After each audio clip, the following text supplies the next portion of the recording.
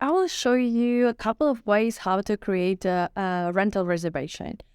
First of all, if you have already the quote, you can convert the existing active quote to the order. You just click Convert to Order button, click Yes. And at this stage, you have the rental reservation created from the quote record, right? As you can see, the status is reservation unallocated. That means that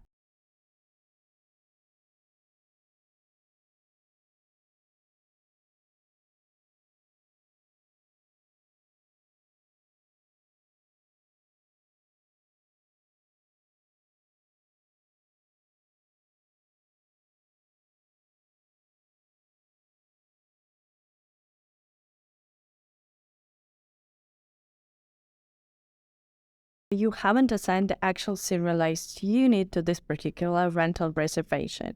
So first of all, you can check if all the information over here is correct or if you need any updates at this point.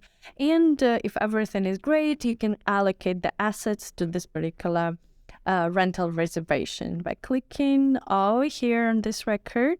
You will be able to select the asset available from this asset group that we quoted.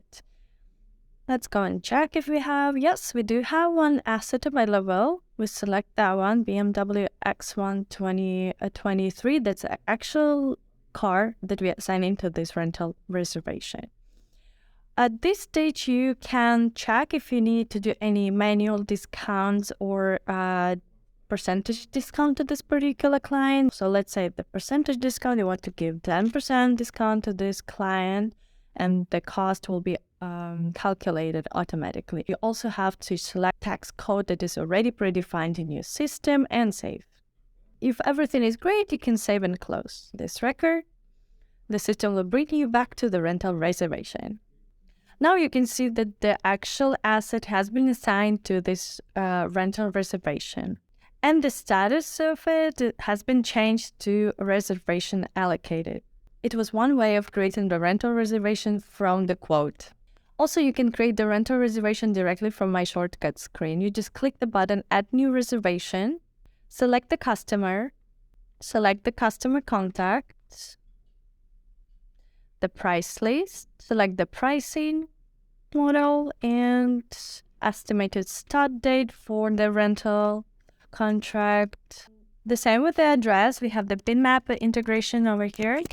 Once you save, the distance will be calculated automatically to the job site location. Allocate the asset. You select the group, select the asset. Let's hit Save and Close.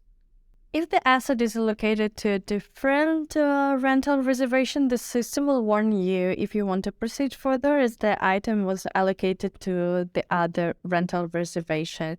So if you do want to do that, you just click Yes and Save and Close. Okay, let's refresh this page.